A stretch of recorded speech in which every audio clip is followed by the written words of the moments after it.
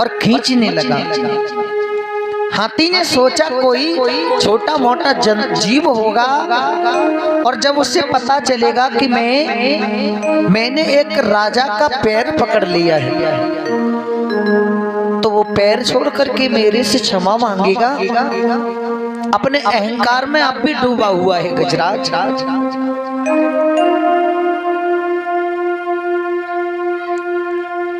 हाथी महसूस करने लगा। थोड़ी देर बाद महसूस हुआ कि मेरी तो शक्तियां घट रही हैं,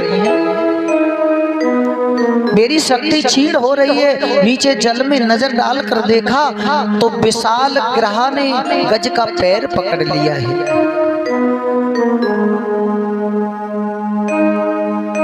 अब हाथी ने मन में बल का परिचय दिया। सुखदेव जी कहते हैं राजन परीक्षित बहुत शक्ति लगाई लेकिन उसने ग्रास से तिल भर को भी पांव छोड़ा नहीं पाया। हाथी ने देखा मैं निर्बल होता जा रहा हूं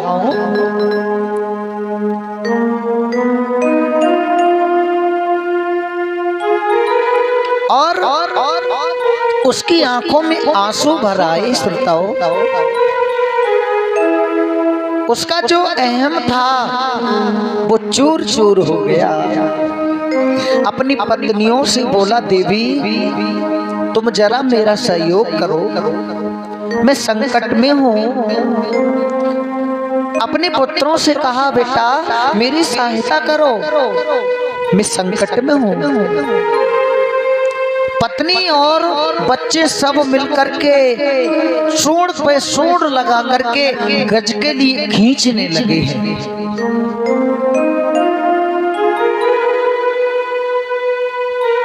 और 3 महीने हो गए खींचते खींचते खींचते खींचते पर ग्रह ने तिल भर को भी गज का पैर नहीं छोड़ा।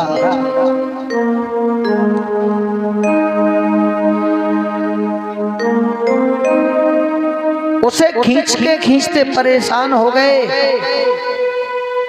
उसके बच्चों ने सूंड छोड़ी और अपने अपने घर को प्रस्थान कर दिए। हाथी ने कहा देवियों ये पुत्र कहाँ जा रहे हैं? अरे इनसे कहो मैं संकट में हूँ। पुत्र ने कहा पिताजी आप तो संकट में पड़े हो, हम क्या करें? अरे खींचते खींचते 3 महीने हो गए, अब हम तुम्हें कहाँ तक खींचे? अब हमको भी अपना परिवार देखना है। हाथी की आंखों में आंसू आ गए और कहने लगा बारे प्रभु मैंने इन पुत्रों के लिए क्या नहीं किया।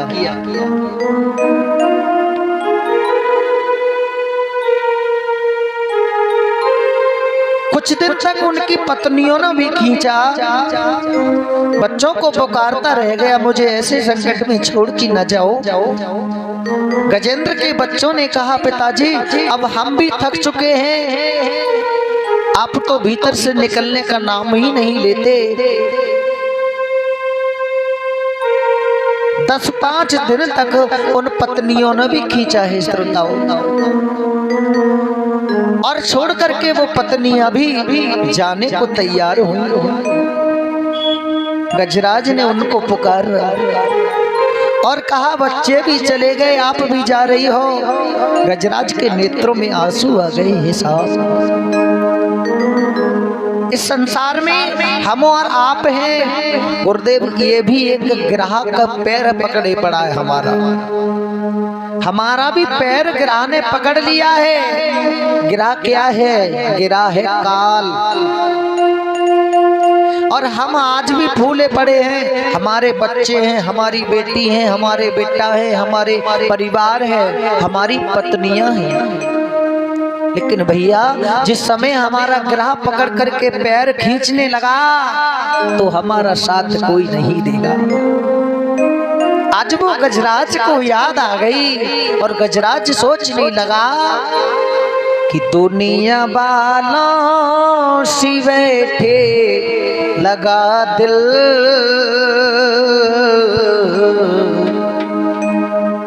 अपनी प्रभु को हृदय से भुलाया। कितनी नादानियां कर गए हम, अपने जीवन को उलझन बनाया। यूं हजारों मिले जिंदगी में,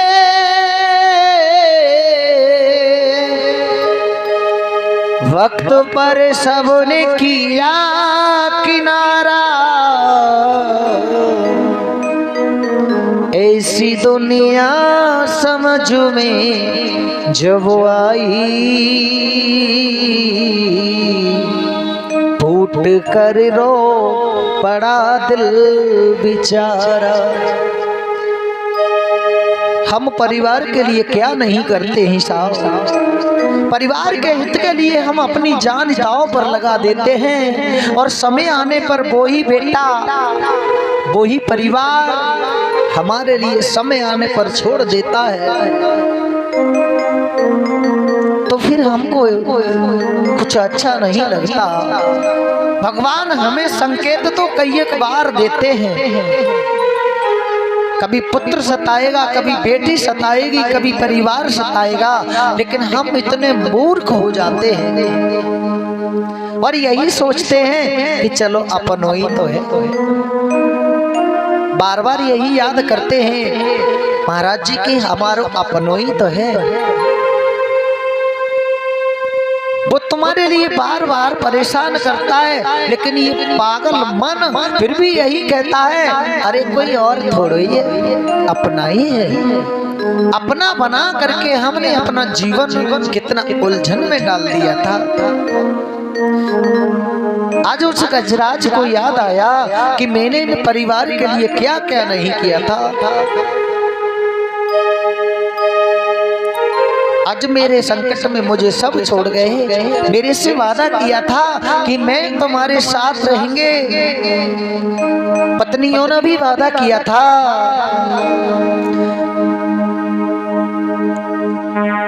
कि छोड़ेंगे ना तेरा साथी ओ साथी मरते दम तक।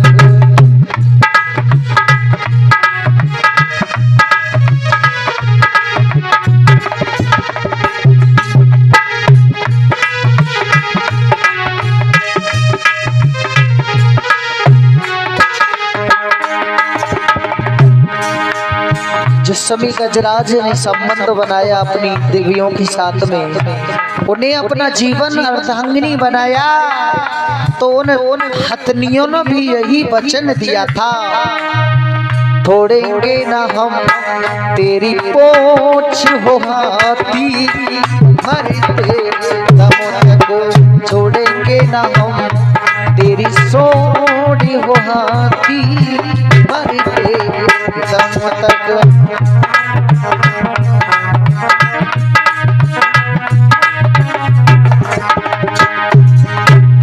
एक जन्मों नहीं 7 जन्मों तक, 7 जन्मों नहीं जन्मों जन्मों तक। छोड़ेंगे ना हम तेरी सोने हो हाथी मरते दम तक।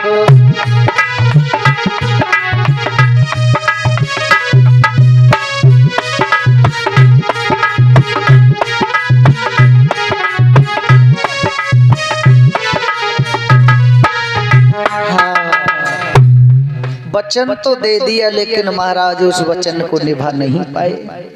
समय आने पर सब छोड़ छोड़ कर चले गए। सुखदेव जी समझाने लगे हैं राजन परीक्षित। आज उस गजराज को अहंकार था, वो चूर हो गया और गिरहा नीचे के लिए खींचता जा रहा है। उसने विचार किया अगर मैंने इतनी दुनिया वालों के लिए इतना सब कुछ किया, अगर मैंने अपने 10% भी भगवान के प्रति कुछ कर लिया होता तो आज मुझे भगवान गोद में लिए फिरते साहब। पूरी जिंदगी हम परिवार के लिए मिटा देते हैं, लेकिन 10% भी भगवान के प्रति अगर हमने भाव रख लिया होता तो भगवान हमें गोद में उठाई प्रति साहब। गजराज को नीचे को खींचता हुआ गिरा जा रहा है। गजराज को याद आई और उन्होंने भगवान की बड़ी सुंदर स्तुति की है, मंगलमयी स्तुति की भगवान ने, परंतु किसी का नाम नहीं लिया था। श्रोताओ,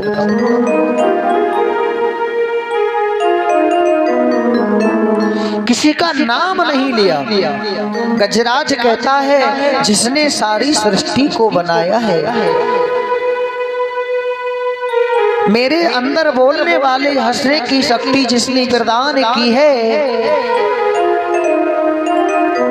उन्हें मैं प्रणाम करता हूँ, वो आकर मेरी रक्षा करें। जिसकी कृपा के बिना वृक्ष का पत्ता भी नहीं हिलता, जिसकी इच्छा के बिना देवता भी किसी कार्य को नहीं करते, जिसकी कृपा के बगैर सूर्य चंद्रमा प्रकाश नहीं दे सकते, मैं उनके लिए प्रणाम करता हूँ,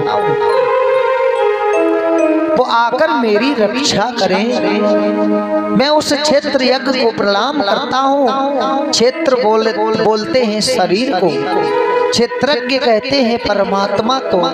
मैं उस क्षेत्रज्ञ को प्रणाम करता हूँ, वो मेरी आकर की रक्षा करें।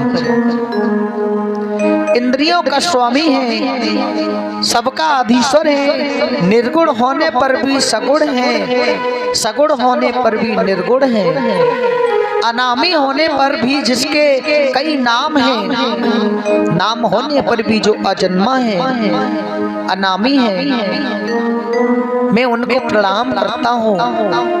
अवतार है, अवतार लेकर भी जो अजन्मा है और अजन्मा होकर भी अवतार लेते हैं, मैं उन पर ब्रह्म को प्रणाम करता हूँ, मेरी आकर की रक्षा करें, वो मेरी रक्षा करें। आकाश मंडल में धब देवता खड़े हैं,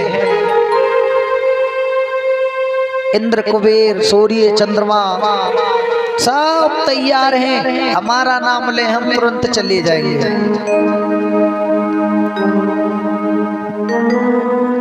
बड़े बड़े देवता सब सज धज के खड़े बैठे हैं। दुर्गा जी बोली गजेंद्र के जीवन में संकट आ गया, लेकिन मेरा नाम नहीं लेता, मेरा नाम पुकारता तो बचाने में चली जाती।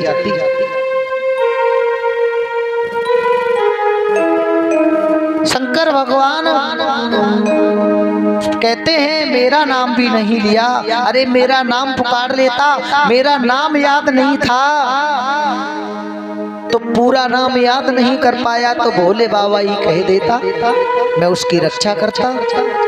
बम बम भोले कह देता, पार्वती पति कह देता, मेरा नाम नहीं लिया, मैं बचाने कैसे जाऊं।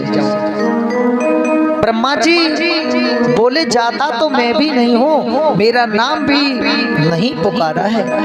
सब देवता प्रतीक्षा में हैं, हमारा नाम ले हम रक्षा करने जाएं। लेकिन मेरे प्रभु के भक्ता मेरे गोविंद ने सोचा जो किसी का नाम नहीं है वो मेरा ही नाम है,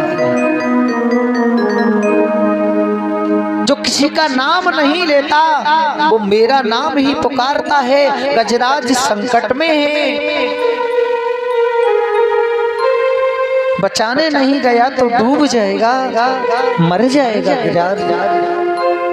नारायण भगवान ने कहा गरुड़ देव से कि गजेंद्र के प्राण संकट में हैं, जल्दी आओ, हमको चलना है। गरुड़ को भी अहंकार हो गया, श्रोताओं